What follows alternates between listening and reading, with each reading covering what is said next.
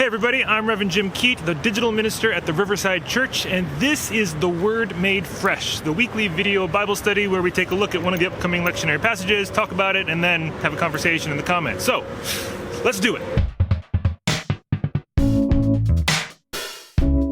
Luke chapter 18, verses 9 through 14, the parable of the Pharisee and the tax collector.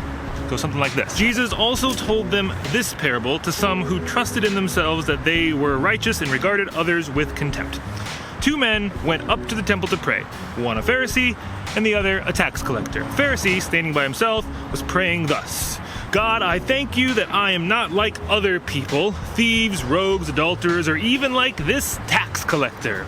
I fast twice a week, I give 1/10 of all my income. But the tax collector, standing far off, would not even look up to heaven, but was beating his breast and saying, God, be merciful on me, a sinner. I tell you, this man went down to his home justified rather than the other. For all who exalt themselves will be humbled, but all who humble themselves will be exalted. So, similar to last week's story with the unjust judge and the widow, this one has two characters. Jesus is giving us kind of this one and that one and seeing how they are similar or different in this case. Two characters in this story: Pharisee, tax collector. Now, I don't know about you, but I learned about Pharisees and tax collectors largely through Sunday school and Christian education. And as I've grown older, I've realized that some of the ways I was taught to think about them, well, it might have been a bit shallow, narrow, stereotypical. Now, I don't know if you're anything like this, but when I grew up, Pharisees, they were always the villains. They were always the bad guys.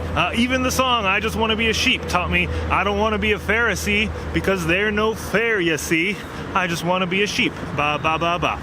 The problem with this approach to Pharisee is always bad guy is that, well, A, it leads to very explicit anti-Semitic thoughts and actions in our world today. This actually has happened. I mean, let's look at Martin Luther for an example of a theologian with some anti-Semitic tendencies based on the way he viewed the New Testament. The Pharisees weren't all bad guys. They often become that caricature in the New Testament, largely due to our location as we read it. But if anything, the Pharisees in the first century, in the time of Jesus, they were the righteous ones. They were the ones who kept order, who maintained a sense of how we engage with one another and with God in a way that is true to the Torah. Now, yes, like every human, they might go astray now and then, but by and large, they would have been viewed as the good ones, the ones who were doing the right thing. And that's what makes this Pharisee so interesting. Now, in contrast, the tax collectors, growing up, again, Sunday school, I saw tax collectors as those people that Jesus hung out with. You know, Jesus was always kicking it with tax collectors and even had like a disciple as a tax collector. And then he went to that short tax collector's house, spoiler alert, in one chapter. This makes it seem like tax collectors were cool. They were the good ones. Pharisees were the bad ones. Now, realistically though, in the culture, the tax collectors were the villains. The tax collectors were the ones who were cheating the people around them. The tax collectors had the wealth and the status, and they worked with the Roman Empire at the expense of the people around them. That's what makes this parable so compelling. We have two characters who are seen one way in their society, and then this parable about prayer shows them to us an entirely different way. That's not to say that all Pharisees are really evil and all tax collectors are really good, but it shows again how a parable like this is challenging our stereotypes, our expectations, our implicit biases that we have as we live in the world around us. So maybe thing number one for us to kind of reflect on as we look at what this parable is doing, kind of challenging stereotypes, how have your stereotypes been challenged or changed in our world? Leave that comment below and we'll pick up a conversation.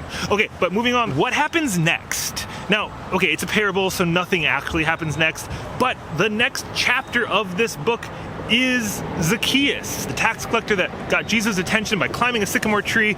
And Jesus said, I'm coming to your house. And at that house, the tax collector, this villain, said, I'm paying back everyone what I owe them. I am making reparations for the wrongs that I have done. The tax collector goes way beyond that Pharisee's prayer saying, I give 10%. What does it say? The tax collector gives back Zacchaeus. We'll get to this in a couple weeks, I think. Half of my possessions I will give to the poor, and I'll pay back 4 times as much to anyone I cheated. That's a 50% tithe, and that's a 400% reparation. I like thinking of the tax collector in this prayer maybe being Zacchaeus, which says something about the way we read the Bible. There's a whole way of approaching the Gospels, especially looking at it as a book. It's not just a bunch of random articles thrown onto a website. This has a narrative structure. There was an author who said, I'm giving this an arc, a trajectory, it's going somewhere. It's no coincidence that we have a parable that features a tax collector who is humble and asking for mercy, and then a chapter later, we get to know his name, Zacchaeus. I just think that's so cool. Okay. What else? What else did you notice about this parable that you just found really cool? What stands out to you? What does it teach you about God, about prayer, about the way we live in the world? Leave those comments below. All right, I'm gonna go walk around this lake. See you later.